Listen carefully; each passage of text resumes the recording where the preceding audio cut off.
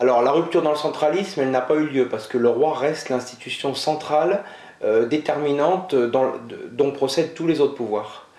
La transition démocratique, elle est proclamée. Le roi et l'appareil de gouvernement ont proclamé un certain nombre de changements dans la gouvernance. Mais il est clair que même s'il y a une meilleure volonté de respecter les formes, les droits de l'homme, les procédures, par exemple le processus électoral, les dates, les échéances, d'enseigner la culture des droits de l'homme aux forces de l'ordre, il n'y a pas eu de rupture dans la ligne qui est fixée par le Marzen, par l'appareil d'État, et vers lequel remontent tous les pouvoirs, qu'ils soient juridiques, juridictionnels, législatifs ou exécutifs. Donc de ce point de vue, et religieux bien sûr. Donc la rupture, elle est au niveau de la forme plus qu'au niveau du fond. Et le roi Mohamed VI est un roi qui n'est pas très présent sur la scène intérieure. Il s'exprime peu auprès de son opinion publique. Il est très présent à la télévision, mais on le voit assez peu dans les médias. Et parfois, il n'est pas au Maroc pendant plusieurs semaines. Alors, ça c'est de la réalité apparente. La réalité du pouvoir, c'est qu'il contrôle, c'est qu'il nomme, c'est qu'il délègue, c'est qu'il révoque. Mais il est bien évident qu'il n'est pas seul et qu'il y a autour de lui plusieurs dizaines d'hommes qui sont des conseillers plus ou moins proches. Il y a un premier cercle, un second cercle, etc. Et ce sont ces conseillers qui, avec lui, dans l'échange collectif ou bilatéral avec le roi, décident de la marche des affaires. Donc c'est un système très centralisé, mais évidemment qui ne repose pas sur une personne. Pour ce qui est des changements dans la société, il y a eu un changement dans la liberté d'expression, puisque les médias, on ne peut pas dire qu'il y a une liberté de la presse extraordinaire, mais il y a malgré tout des progrès qui ont été enregistrés. Il y a moins de peur dans l'opinion de s'exprimer. Donc de ce point de vue-là, il y a plus de transparence aussi. C'est vrai que le nombre d'informations qui circulent dans le pays est beaucoup plus conséquent et sur des choses essentielles.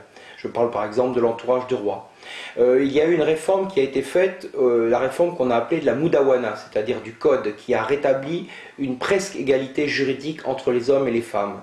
Mais cette égalité en droit, elle n'est pas forcément, elle ne se traduit pas tout de suite par une égalité en fait. Il y a des réformes qui ont été annoncées, je pense à l'éducation, mais la réforme de l'éducation reste très loin des objectifs promis, de même que la réforme, en fait c'est les grandes réformes de société qui posent problème, la réforme de l'éducation, la réforme de l'université et la réforme surtout de la santé publique. De ce point de vue-là, il y a des bonnes intentions, mais on reste loin de la coupe aux lèvres parce que les enjeux, les défis sont très importants à relever et à ce jour, on est encore loin des résultats escomptés. Les relations du Maroc avec la France restent tout à fait optimales en dépit du changement de présidence en France et des petits moments de flottement qu'il y a eu après l'élection du président Sarkozy. Mais le Maroc, de toute manière, est contraint un petit peu à des choses très complexes dans le domaine des relations internationales, puisqu'il doit à la fois garder un très bon contact avec les Occidentaux, les États-Unis, l'Europe, la France, l'Espagne, évidemment. Il a plutôt amélioré ses relations avec l'Espagne.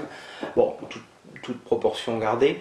Il doit garder aussi des très bons contacts avec les puissances du Golfe, l'Arabie Saoudite et ses bailleurs de fonds et aussi ses bailleurs en quelque sorte idéologiques que sont les monarchies arabes du Golfe, tout en ayant un contact privilégié avec Israël, ce qui n'est pas évident. Et en même temps, tous ces contacts internationaux sont pour lui des moyens de se projeter, de se renforcer, d'obtenir des financements, d'obtenir un soutien militaire, politique, etc.